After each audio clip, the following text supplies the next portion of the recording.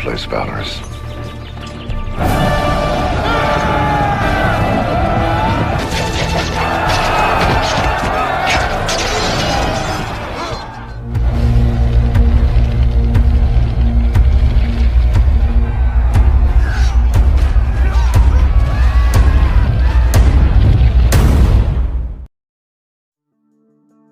Halo guys, bertemu lagi dengan gue di channel Pojok Kartel. Kali ini, gue akan kembali menceritakan sebuah kisah sejarah nyata tentang seorang penakluk dari suku Han yang menjadi ancaman terbesar bagi kekaisaran terkuat pada saat itu, yaitu Kekaisaran Romawi.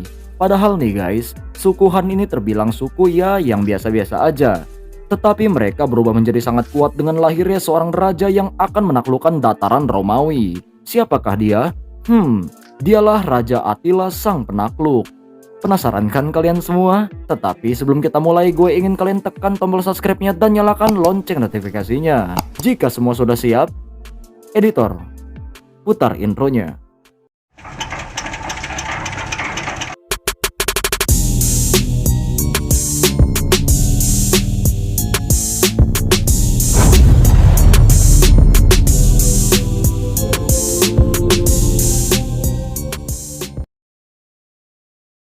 Jangan di skip.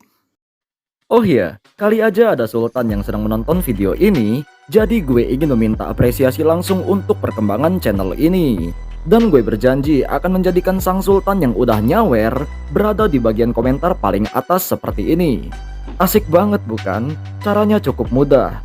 Klik menu terima kasih di bawah video, lalu pilih nominal sawerannya, dan jangan lupa berikan komentar bijak kalian. Ayolah tunjukin apresiasi kalian para sultan yang suka rebahan. Kira-kira ada nggak ya sultan di video ini? Berkisah pada tahun 400 Masehi, dan pada tahun ini kondisi Kekaisaran Romawi sedang mengalami krisis yang sangat besar. Walaupun begitu, Romawi tetap aja menjadi kekaisaran terkuat di dunia pada masa itu. Oke, kita berpindah ke suku Han. Terlihat kalau mereka sedang berburu rusa di tanah suku Donotis. Di sini ente semua akan diperkenalkan dengan kepala suku Han yang bernama Munzo. Tak lupa dia juga memiliki seorang anak laki-laki yang bernama Attila. Pada malam harinya, Attila diceritakan sebuah ramalan kuno oleh neneknya, bahwasannya akan ada seorang penguasa yang akan menyatukan semua bangsa untuk menaklukkan tanah Romawi.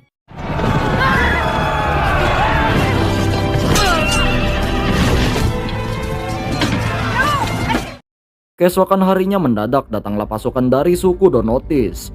Di sini mereka menyerang pemukiman suku Han, dan dari penyerangan itu nenek serta ayahnya Attila tewas di tangan suku Donotis. Di sini Attila juga dipaksa untuk berlutut oleh seorang pemanah dari suku Donotis. "Yeh, ente kira aneh ini lemah apa om?" kata Attila.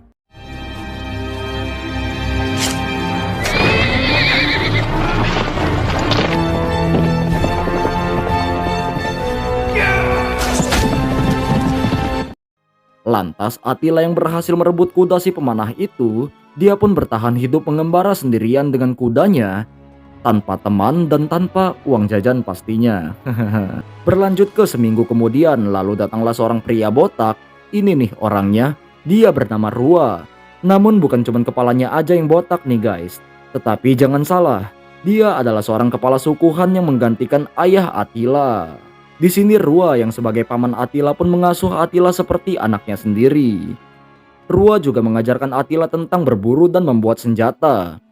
Oh iya, di sini Attila juga berkenalan dengan Galen, yaitu seorang dukun cilik dari suku Han.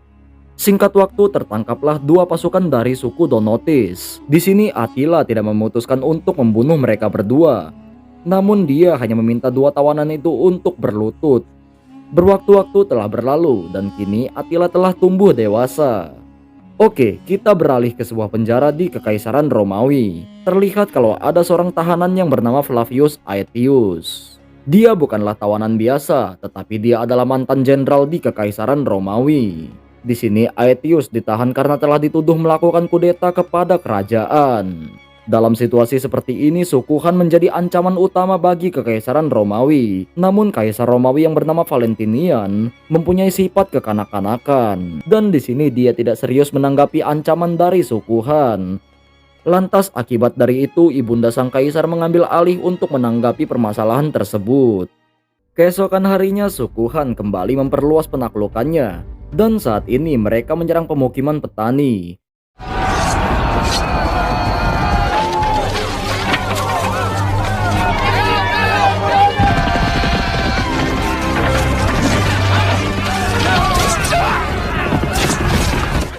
Meskipun sempat mendapatkan perlawanan tetapi tetap aja lor, para petani itu dengan mudah dikalahkan oleh suku Han.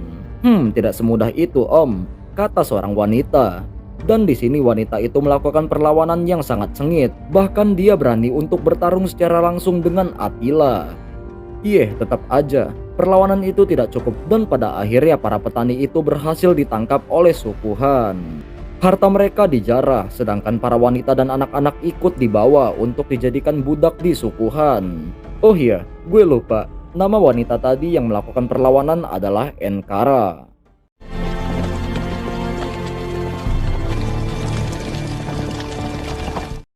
Di lain tempat, ibunda Kaisar Romawi mendatangi Aetius di dalam selnya. Lantas dia pun meminta Aetius untuk membantu masalah kerajaan dengan suku Han.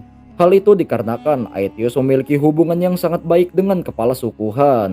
Nggak semudah itu bu, kata Aetius. Di sini Aetius meminta syarat jika ingin dibantu, dia ingin kebebasan penuh atas dakwaannya, serta kenaikan pangkat untuk menjadi panglima tertinggi di Kekaisaran Romawi. Karena nggak punya pilihan, akhirnya ibunda kaisar mengabulkan permintaan dari Aetius. Singkat cerita, Attila bersama dengan pasukannya pun kembali ke pemukiman. Dia pun menyerahkan hasil jarahannya kepada pamannya yaitu Rua. Namun di sini anak kandung dari Rua yang bernama Bleda meledek pencapaian Attila karena menurutnya yang ditaklukkan itu hanyalah pemukiman petani. Dikarenakan tidak ingin dianggap remeh, Attila pun meminta izin kepada Rua untuk menyerang wilayah Roma. Tetapi di sini Rua memperingati Attila kalau tidak mudah untuk menaklukkan kekaisaran Romawi. Pada malam harinya mereka semua membagikan hasil jarahannya. Di sini Rua menyuruh Bleda terlebih dahulu untuk memilih hasil jarahan. Bleda pun berkata, "Gue nggak mau harta sih om, jadi gue pilih Enkara aja deh, hehehe, anjay." Karena Bleda yang perangai itu pun memilih Enkara, yaitu wanita yang disukai oleh Attila. Hal ini membuat Attila pergi meninggalkan tempat itu. Karena sakit hati, Attila berniat untuk membunuh Bleda saat itu juga. Namun Galen menahannya dengan berkata, ente kalau mau jadi pemimpin harus banyak-banyak sabar Til, kata Galen. Tapi kok Galen ini gak gede-gede ya? Bodo amat kita lanjut lagi. Keesokan harinya Galen menemui Enkara di tepi sungai. Lantas dia pun berkata bahwa dalam budaya suku Han, seorang wanita tidak akan dianggap sebagai istri sampai wanita itu memiliki keturunan. Dan oleh karena itu Galen memberikan biji anti kehamilan kepada Enkara agar dia tidak mengandung anak dari Bleda. Di lain tempat, Aetius sedang menjelaskan rencananya untuk menyerang suku Han kepada kaisar. Namun karena kaisar ini agak sedikit kekanak-kanakan, dia malah ingin main dengan kakaknya yang bernama Honoria. Lantas kaisar pun pergi meninggalkan Aetius. Lalu di waktu yang sama datanglah ibunda dari kaisar. Di sini Aetius meminta segel ibunda kaisar agar dia mendapatkan kembali kepercayaan dari para pasukan Romawi. Pada malam harinya dikarenakan sudah mendapatkan segel itu, Aetius memberikan perintah kepada Proteus. Aetius memberikan perintah kepada Petronius untuk membunuh sang kaisar, dengan berkata kalau ini adalah perintah dari ibunda kaisar. Singkat cerita, keesokan harinya Petronius ingin melakukan pembunuhan kepada sang kaisar.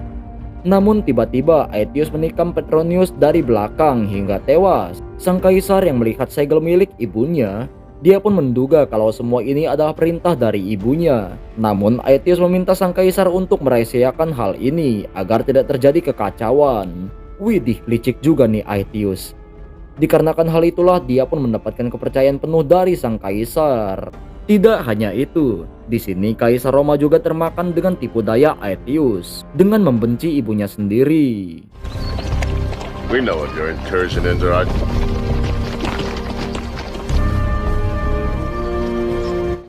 Singkat cerita, Aetius mendatangi pemukiman suku Han. Lantas dia pun menemui Rua yang memang adalah sahabatnya. Aetius berkata kalau suku Visigoth berencana untuk memerangi suku Han. Lalu untuk memperkuat kebohongannya, Aetius membawa jasad pria dari suku Han. Dan dia pun mengatakan kalau pria ini telah tewas dibunuh oleh suku Visigoth. Di sini Rua yang terpancing dengan kebohongan Aetius pun berniat untuk bergabung bersama pasukan Romawi untuk memerangi suku Visigoth. Dan pada pagi harinya aliansi antara suku Han dan pasukan Romawi pun sudah dibentuk. Lalu mereka pun bersiap untuk berperang dengan suku Visigoth. Dan di sini terlihat juga kalau suku Visigoth beraliansi dengan suku Frek. Mereka juga sudah siap untuk berperang. Lalu perang pun dimulai dengan tembakan panah dari suku Visigoth.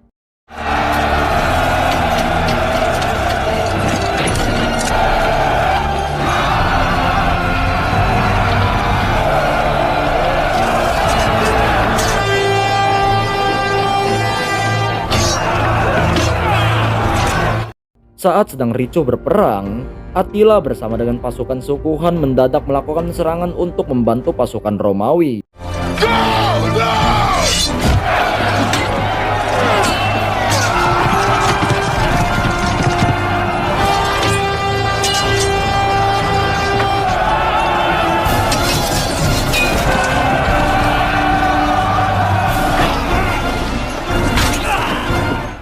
Alhasil pertempuran itu dimenangkan oleh aliansi suku Han bersama dengan pasukan Romawi. Setelah memenangkan pertempuran, Aetius meminta sang kepala suku Visigoth yang bernama Theodoric untuk memberikan sepertiga budak serta 2000 pon emas atas kekalahan suku Visigoth. Setelah itu Aetius juga mengajak Attila untuk ikut bersamanya ke kerajaan Romawi dengan agenda merayakan kemenangan perangnya.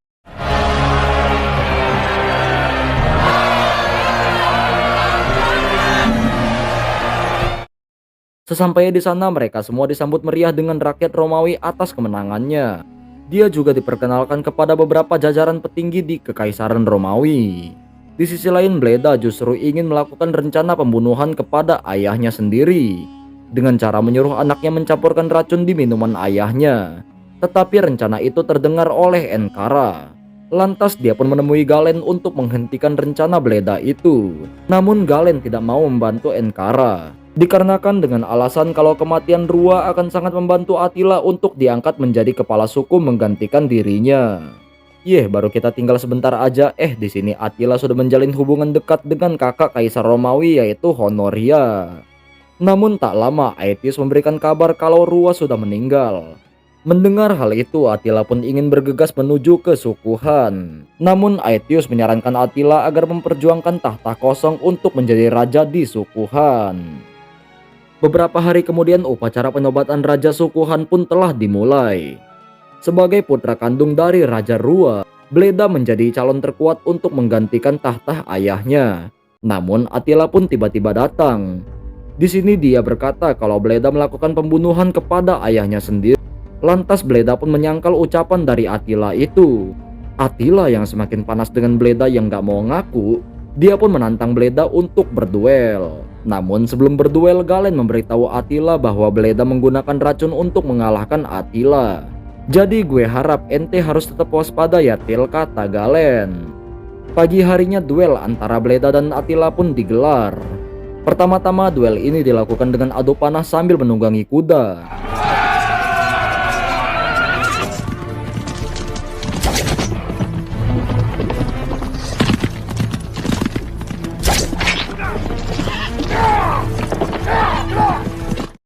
Sementara di barisan penonton Galen berdoa kepada dewa untuk kemenangan Attila.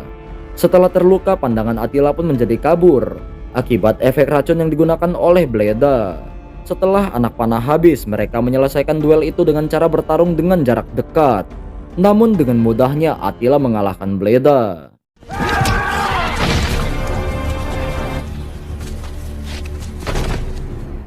Tetapi sayangnya kematian Bleda ini bersamaan dengan kematian Galen di tengah hutan. Gue juga nggak tahu nih kenapa dia bisa mati.